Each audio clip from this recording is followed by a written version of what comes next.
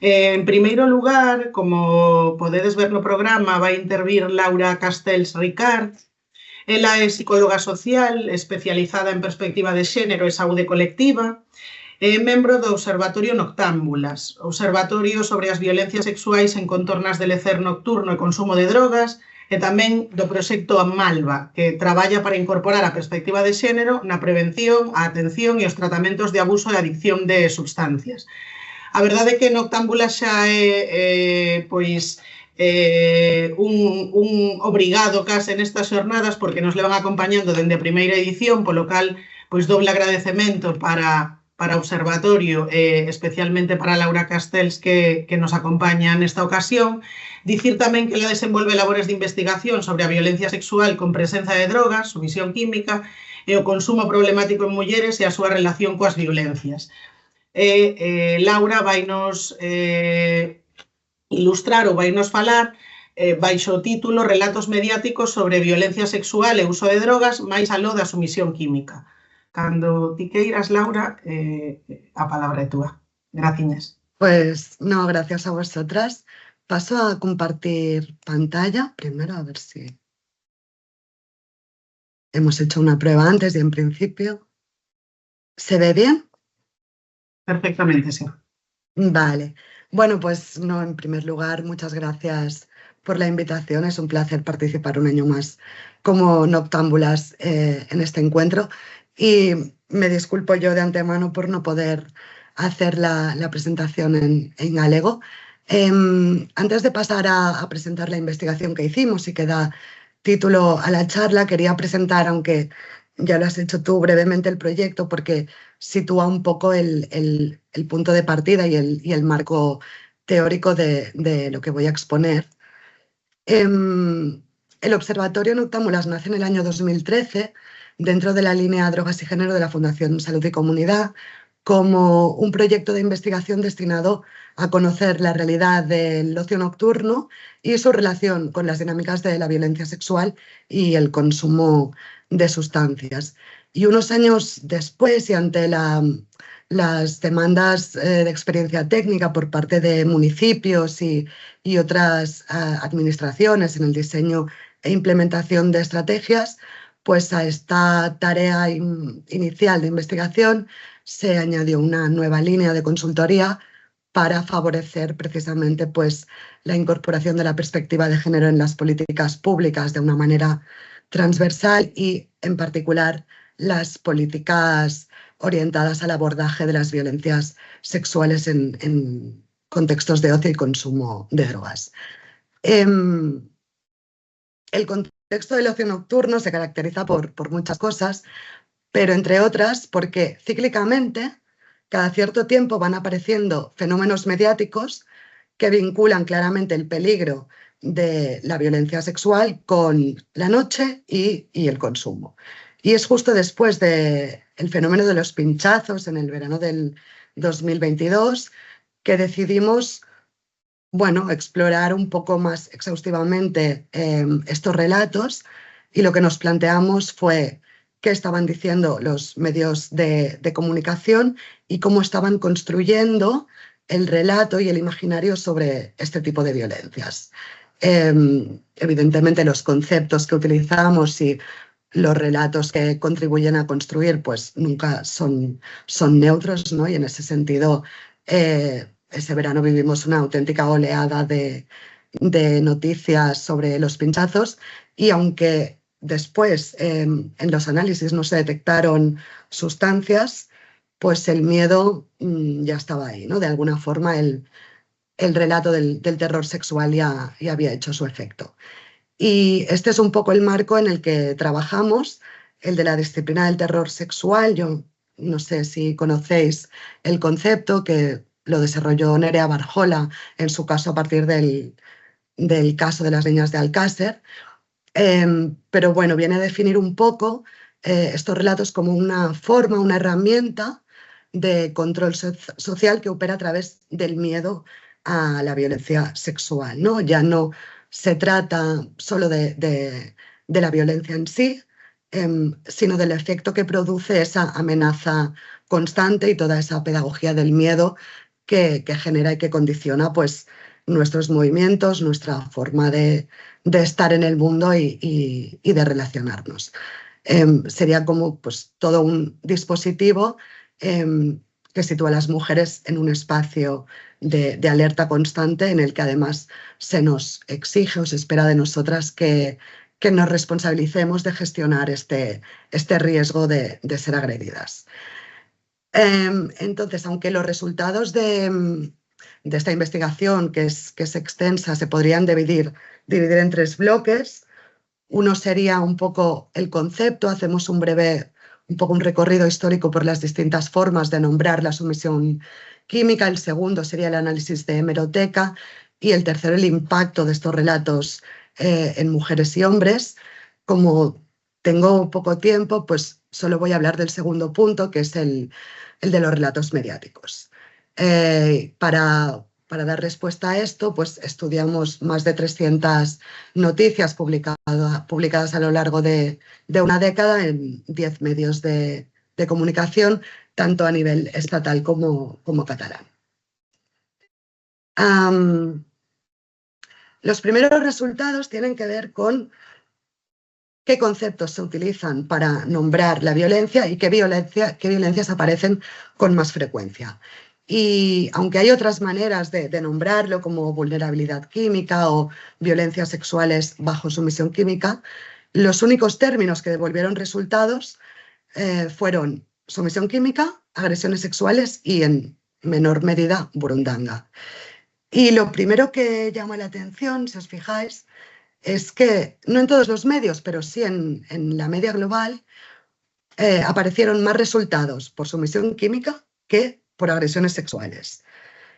Y bueno, esto ya es chocante porque estamos hablando de una parte del todo, ¿no? Al final la sumisión química pues no deja de ser un modus operandi concreto que se puede utilizar, entre otras cosas, para ejercer violencia sexual. Entonces, lo primero que nos preguntamos fue a qué está respondiendo este fenómeno, ¿no? Y entonces vimos que los resultados con las palabras sumisión química empiezan a ser mucho más frecuentes entre el 2017 y el 2018 y que es una tendencia que se intensifica y estabiliza entre el 18 y el 19.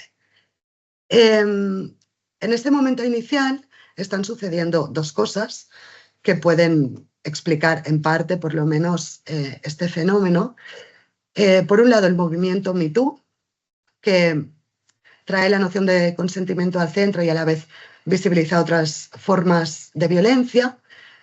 Y por el otro, a nivel estatal, coincide pues, como recordaréis, con la violación grupal a una chica en los Sanfermines del 2016, que supone pues, el punto de partida para un concepto, el de manada, que define estas agresiones con más de un agresor y en las que habitualmente también se da consumo de sustancias, que queda íntimamente ligado ya al imaginario de la sumisión química a nivel del Estado español. Empiezan a proliferar las noticias sobre agresiones con más de un agresor, cuando según datos clínicos, por lo menos a nivel catalán, el porcentaje de este tipo de agresiones es relativamente estable en los últimos 15 años, que a la vez se produce otro fenómeno, que es que se va produciendo como un solapamiento entre sumisión química y agresiones sexuales. Empiezan a ser 2 conceptos que se utilizan indistintamente para nombrar una misma cosa. Entonces, claro, lo siguiente que nos preguntamos es, bueno, ¿y qué pasaba antes de ese momento de auge de la sumisión química, ¿no? Antes del 2017, ¿cómo se hablaba de las agresiones sexuales? Porque era muy llamativo como en cuestión de poco tiempo hablar de violencia sexual había pasado a ser sinónimo casi de hablar de sumisión química, como si no hubiera violencia sexual fuera de eso. Y para saber pues, qué es lo que se decía sobre la violencia sexual antes de ese momento, buscamos por los términos agresiones sexuales y lo que encontramos en un porcentaje muy, muy alto eran casos de violencia sexual contra menores y de violencia sexual relacionados con otros delitos, sobre todo con tráfico de drogas, trata de personas, crimen organizado. Esto, sumado al hecho de que las noticias posteriores al 2017 con las palabras agresiones sexuales recogían casi en exclusiva casos de violencia ocurridos en contextos de ocio nocturno entre personas jóvenes y con consumo de sustancias, pues nos permitió sacar una primera conclusión, que es que no es una tendencia nueva, es decir, siempre ha existido la tendencia de hablar de la violencia sexual como algo fuera de la normalidad, ¿no? Vinculado pues a esta lógica del suceso, de lo espectacular, lo alejado. Es decir, siempre ha existido la tendencia a dejar fuera del mapa pues la mayoría de violencias y las más habituales y normalizadas.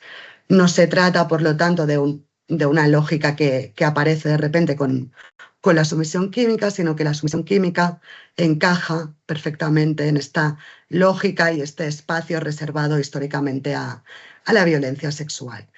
Porque, claro, no solo encontramos que el imaginario de la sumisión química, que sería pues la fiesta, los jóvenes, las drogas, está explicando en ese momento la totalidad de la violencia, sino que además se asocia a una tipología concreta que es la proactiva, ¿no? Aquella en la que el agresor intoxica con alguna sustancia a la víctima con el objetivo de agredirla sexualmente, cuando lo que sabemos es, como vemos aquí, que del total de casos de violencia sexual se detectan drogas en aproximadamente un 29%, una tercera parte, pero de este porcentaje solo en un 17% se trata de una intoxicación proactiva, es decir, que el 83% de las mujeres que había consumido lo había hecho voluntariamente y en los dos casos la droga más habitual es el alcohol. Entonces,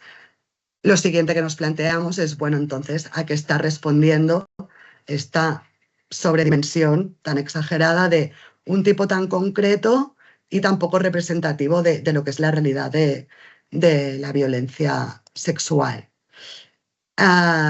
Y bueno, la respuesta es que responde a una conceptualización muy sesgada de lo que es la violencia sexual y de cómo funciona, ¿no? Nosotras decidimos llamarlo lógica de la excepcionalidad por lo que decía, porque, bueno, consiste en tratar la violencia como un suceso puntual que de repente rompe con la normalidad, como si lo normal fuese la ausencia de violencia, cuando sabemos que la violencia sexual pues, no es un hecho puntual, sino una expresión fruto de un sistema de desigualdad que se da continuamente en distintas intensidades y en todos los ámbitos. Y esta lógica, a nivel de relatos, pues se alimenta de aquellos recursos narrativos que ayudan, que favorecen esta presentación de los casos pues desvinculados de su causa estructural y por lo tanto también de quien las ejerce. Y ahora ya paso a poner ejemplos directamente. Este es el primer punto, que es el que tiene que ver con la desresponsabilización del agresor, que narrativamente pues, se consigue a través de distintos mecanismos. Nosotras identificamos la invisibilización, la justificación y la alterización, que bueno, consiste en alejar al agresor de la normalidad. Aquí entrarían pues, todos los sesgos racistas y clasistas. Y si nos fijamos en los ejemplos, pues los de Alves, que además por desgracia vuelve a ser noticia, son un claro ejemplo de invisibilización de su responsabilidad y de hecho parece casi una víctima de la noche, ¿no? Literalmente en la segunda podemos leer: la vida de Dani Alves sufrió un giro radical por culpa de una noche de fiesta. Bueno, otro mecanismo de invisibilización cuando hablamos de violencia sexual con presencia de drogas es convertir el modus operandi en el sujeto de la agresión, ¿no? Más adelante, cuando hable del imaginario de las drogas, habrá más ejemplos, pero también quería poner uno aquí y podemos leer: ingresa en Ibiza una turista tras ser víctima de una sumisión química. Claro, es problemático, es como si en vez de, no sé, víctima de un robo, habláramos de la víctima de una navaja o de alguien que denuncia a una pistola por amenazas, ¿no? O sea, no solo se está invisibilizando al sujeto responsable, sino también el delito principal, que es la violencia sexual. Y eso está pues relacionado con lo que decía antes de utilizar como sinónimos agresiones sexuales y sumisión química y lo problemático que puede resultar. El segundo mecanismo, el de la alterización, consiste en presentar a los agresores desconocidos y alejados de la normalidad. Vemos aquí, pues por un lado, titulares monstruoizantes, tipo el violador de la mochila o el del portal, pero encontramos también el del ascensor, el de la bicicleta, un montón de ejemplos cuando sabemos pues, que la mayoría de agresores son del entorno conocido de las víctimas. Y en el caso de la noticia subrayada, que es sobre Rubiales, vemos otra manera de alterizar, que es bueno explicar su conducta no por su condición de hombre, sino por características personales, ¿no? En este caso dice, gesticula, besa o insulta en una conducta propia de la patología narcisista, lo que lleva a quienes la sufren a confundir los códigos. Y bueno, finalmente tenemos ejemplos de justificación que es verdad que se dan especialmente en el caso de hombres conocidos, famosos, pero también he puesto un ejemplo de La Manada, por ejemplo, y son noticias que lo que hacen es poner en el centro el malestar de los agresores. Claro, todo esto tiene pues muchas consecuencias, pero una muy relevante y que tiene especial impacto es que de alguna forma se está esencializando el peligro, ¿no? Como si la violencia fuera algo inevitable, que además es especialmente inherente pues, a ciertos contextos y espacios como la noche o la fiesta, de manera que el mensaje más o menos directo o explícito a las mujeres es, bueno, tened cuidado porque eso está ahí fuera y como no es responsabilidad de los agresores ni muy bien de nadie, pues será vuestra evitar y gestionar este peligro, ¿no? Y efectivamente, pues encontramos noticias en las que se dan todos estos mecanismos a la vez, ¿no? Vemos en estos dos ejemplos cómo pues, se pone el foco en todas partes menos donde correspondería. En la primera, el agresor es literalmente un monstruo, pero su responsabilidad desaparece en el momento en el que la cabeza es el sol, ¿no? El verano como causa de la violencia, el foco en la juventud, como si no se diera violencia en otros grupos de edad, el foco en el modus operandi, el foco en la responsabilidad de las chicas para evitar ser agredidas, ¿no? Porque podría decir, chicos, no metáis nada en las copas ajenas, pero el mensaje es no pierdas de vista tu bebida. Y en la segunda, pues otro ejemplo, se dan estos mismos elementos y algún otro. Dice, atraídas por el glamour de los famosos, la posición de dominio, la fascinación, el alcohol y otras cosas pueden crear atmósferas de riesgo. El problema no es, pues, el espacio en sí mismo, menos mal, sino las mutaciones que genera en determinados personajes. El caso ha disparado las alarmas entre padres que observan a sus hijas relacionarse con futbolistas que son chicos muy jóvenes asediados por chicas. Si actuó con consentimiento de su presunta víctima o fue presa de un riesgo situacional, es algo que deberá argumentar el prestigioso penalista Cristóbal Martel. Claro, si estamos diciendo que el peligro existe de manera natural e inevitable, ¿no? Siempre ha existido, siempre existirá, pues parece que no tenga mucho sentido tratar de combatirlo y erradicarlo, porque seguirá estando ahí, hagamos lo que hagamos. Entonces lo suyo, lo que se espera, es que las mujeres pues, lo gestionemos y lo evitemos. Y eso nos lleva a la segunda gran cuestión, que es la culpabilización de las víctimas. Aquí lo que encontramos es pues, la obligación que tienen de demostrar continuamente su condición de víctimas, porque el foco se pone pues, en su conducta, en lo que hicieron antes, durante y después de la agresión, como si la pregunta de fondo un poco, y que bueno, es coherente con la herencia que seguimos arrastrando, fuera qué ha hecho o qué ha dejado de hacer para merecer esto, ¿no? En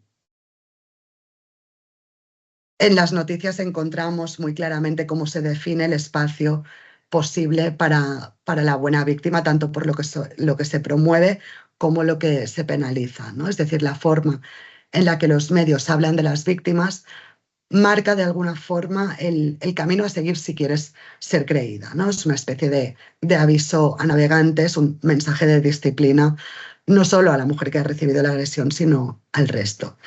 Aquí hay algunos ejemplos de culpabilización. En el caso de Jenny Hermoso, pues haciéndola directamente responsable de las consecuencias que tiene para el agresor su conducta, o sea, la del agresor. En el caso de Alves, otro mecanismo muy habitual, que es el de dar voz al agresor y a su entorno sin cuestionarlo y abriéndole el espacio para su relato y para revictimizar a las víctimas. Y los otros dos fragmentos, bueno, leemos cómo se pone el foco en las conductas de la víctima, como si reír después de una agresión implicara automáticamente que no ha existido, ¿no? Y en el reverso de la misma moneda, pues tenemos ejemplos de lo que se promueve, lo que se destaca como positivo, que se puede resumir en estar muerta en vida, renunciar a la indemnización, sentirse muy culpable por lo que le pueda pasar al agresor y sobre todo, y relacionado con lo que nos ocupa, pues no haber consumido, ¿no? Y esto nos lleva ya al último punto, que es el imaginario alrededor de las drogas. Este imaginario, cuando se da violencia sexual, opera en una triple dimensión. Puede aparecer como causante de la violencia, como atenuante para los agresores y como mecanismo de culpabilización para las agredidas.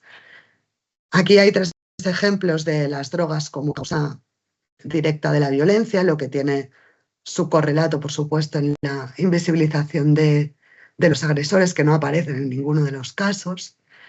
Y aquí algunos ejemplos de las otras cuestiones, ¿no? Cómo funciona como atenuante para los agresores, y aquí ya vamos más allá incluso del ámbito mediático, porque bueno, todos estos relatos impregnan también las prácticas judiciales. Y en cambio, he puesto a la derecha uno de los muchísimos ejemplos en los que se responsabiliza a la víctima de la agresión, porque bueno, el hecho de que haya consumido hizo que no se defendiera como debía, ¿no? Es decir, no es el agresor el que tiene la obligación de no agredir, sino que es ella la que tiene la obligación de estar alerta, defenderse y evitar que la agredan. Y todo esto lleva, por supuesto, pues a un montón de estrategias preventivas que ponen el foco en la sustancia, como si la prevención de la violencia sexual pasara por ahí, cuando, bueno, por un lado la violencia sexual no es culpa de las drogas, pero por el otro, además, es que cuando hablamos de violencia sexual con presencia de drogas, la tipología más frecuente, con diferencia, es la oportunista, ¿no? Aquella en la que el agresor se aprovecha del consumo, de las dificultades para expresar consentimiento que se derivan del consumo voluntario de la víctima.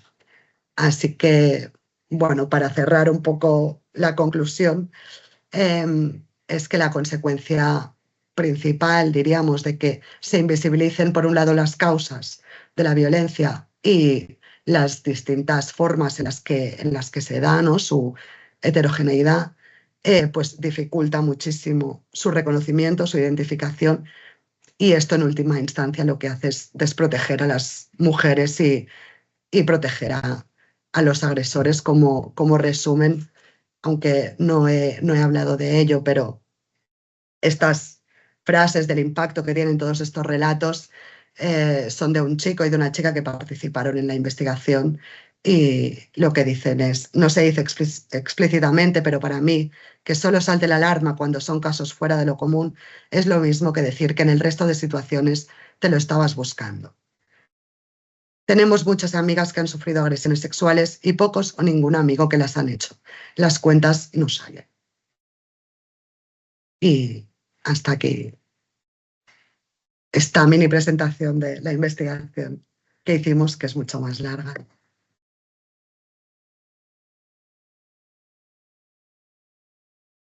Perfecto, Laura, pois moitísimas grazas pola túa intervención tan interesante, tan de actualidade, bueno, de actualidade permanente, diría, pero co relato mediático, pois, do caso Alves, non? Que nos ocupa e nos preocupa agora mesmo, que saiu varias veces na túa presentación, pois penso que todavía se cadra de máis actualidade. O como pode influir, non? Tamén no comportamento de vítimas e victimarios o discurso mediático, o discurso na prensa sobre estas realidades, non? Non sei se agora temos uns minutiños para formular unha pregunta, se alguén que está no público se anima, tería que facelo usando o chat. Eu vos animo, se tendes algunha inquietude ou algunha cuestión da que comentou Laura sobre a que lle querades preguntar, este é o momento. Ninguén se anima. Mira que temos 87 persoas na sala, pero deben estar cómodos dende a parte pasiva, escoitando solamente. Mira, temos unha pregunta que nos di: sabedes de casos de sumisión química nos que colabora algunha muller? Como, perdón? Sí, non sei se te entenden moi ben, eu tamén tampouco a pregunta, Iria, non sei se nos queres colabora, refíreste, entendo, como victimaria, ou decir, como coautora ou similar. Vale. Bueno, E hai outra si pregunta, por se as queres... sí, contesta despois. Bueno, la primera, en casos de violencia sexual no, pero porque yo entiendo que se está refiriendo a la tipología proactiva, ¿no? Que es utilizar la intoxicación para dejar inconsciente a la víctima y entonces ejercer algún tipo de violencia. En casos de violencia sexual no conocemos. Seguramente, y a mí me suena, pero para ejercer, por ejemplo, delitos contra el patrimonio, creo que sí, en este caso puede haber mujeres que intoxican a hombres o a otras mujeres para robar, por ejemplo, pero en casos de violencia sexual... Hai outra pregunta que nos di que crees que poderíamos facer para darlle a volta e previr as agresións centrándonos no agresor? Entendo que tamén dende o punto de vista do relato mediático, onde deberíamos poñer o foco, non? Para darlle a volta a esta historia. Claro, yo creo que luego, claro, si a alguien le interesa, en el informe hay ejemplos de buenas prácticas, ¿no? Y lo que tienen en común es que, bueno, puedes aprovechar el caso particular, por ejemplo, ahora salía el de Alves, ¿no? Para ir más allá, es decir, el caso de Alves no es el caso de Alves. Se trata de explicar cuáles son las causas estructurales que operan en todo esto, ¿no? Entonces, poner más el foco ahí que no tanto en los casos particulares. Claro, esto a nivel mediático es muy complicado porque además, bueno, todo el tema del clickbait y la competitividad entre medios también, pues no ayudan, pero sí, por un lado está el trabajo con hombres, que esta es una de las estrategias preventivas básicas en temas de violencia, y a nivel de relato, pues yo qué sé, yo recuerdo, por ejemplo, noticias que cuando salió lo de Alves iban más allá, ¿no? Y aprovechaban pues para hablar de los protocolos en las discotecas, cómo funcionan, cómo deberían funcionar y poner el foco ahí y no tanto en lo que hizo concretamente la víctima de Alves o... No sé si me explico. Sí, perfectamente, Laura. Son un par de preguntiñas máis que temos por aquí polo chat que creo que están un pouco vinculadas. E pasamos a seguinte relatora. Bueno, agora acaba de chegar algo un poquinho máis largo, pero unha pregunta tiña que ver con se a nivel de asesoramento das políticas públicas se atopades resistencias, que tipo de resistencias atopades, e outra tamén ten que ver coa cuestión política, non? Que di que se a política, entendo a política criminal ou a política en xeral de prevención deste tipo de conductas, pois se protexe as mulleres, non? Porque comenta a persoa que formula a pregunta que ve que hai moitos homes que se queixan de ser víctimas nos xuizos, pero que despois ve que as condenas son bastante reducidas. Entón, que se a política nese sentido protexe as mulleres, que son víctimas de violencias sexuales, e tamén pois esa cuestión das resistencias que se poden atopar a nivel de asesoramento das políticas públicas. Despois nos pedían o informe, pero xa María José yo compartiu o enlace ao informe para poder consultalo. Ou seja, que por esa parte nada. Non te preocupes, que xa o temos accesible. Pues, a ver, en referencia a lo primero, es verdad que a nivel de administraciones no nos hemos encontrado muchas resistencias y como nosotras trabajamos sobre todo en contextos de ocio nocturno, las mayores resistencias que nos hemos encontrado, y antes lo comentaba creo también una compañera, vienen por parte del ocio nocturno privado, ¿no? De los locales. Ahí es donde están las mayores resistencias. A nivel de administraciones, las mayores dificultades están en el tema económico, en el tema de los presupuestos. Es decir, no basta con tener buenas intenciones, ¿no? Querer hacer bien las cosas, sino que hay que acompañarlas y dotarlas de recursos para que se puedan llevar a cabo. Y esta es quizá la parte más difícil con la que nos encontramos. Y la segunda cuestión, a ver, es verdad que yo creo que estamos en un momento que también gracias a los avances del movimiento feminista, pues ha habido transformaciones y estas transformaciones pues están implicando también una contraofensiva fuerte, que estamos en un momento de discursos contrarios y negacionistas de la violencia de género, y esto también lo estamos notando. Entonces, bueno, yo creo que tiene su impacto también a nivel de administraciones y de políticas públicas, como todo, pero a nivel de ley, por ejemplo, yo creo que sí que se van haciendo cosas y que por lo menos sobre el papel hay más mecanismos de protección. Luego, y lo relaciono con lo anterior, las leyes hay que dotarlas de recursos. Creo que después una compañera hablará de la ley del solo sí es sí. Por muchos avances que plantee la ley, si no se acompaña de recursos, pues es difícil que podamos proteger a las mujeres. Vale, e unha última pregunta, xa pasamos a seguinte relatora, que entendo que que está bastante vinculada co que contabas, non? Da influencia dos relatos mediáticos. Pregunta unha das asistentes, entendendo que o foco debe estar na responsabilidade do agresor e na loita contra a desigualdade de xénero e machismo, isto sería compatible con plantear algunha medida complementaria centrada no empoderamento das mulleres e na súa capacidade de axencia, ou plantear iso implicaría culpabilizar ou revictimizar ás mulleres?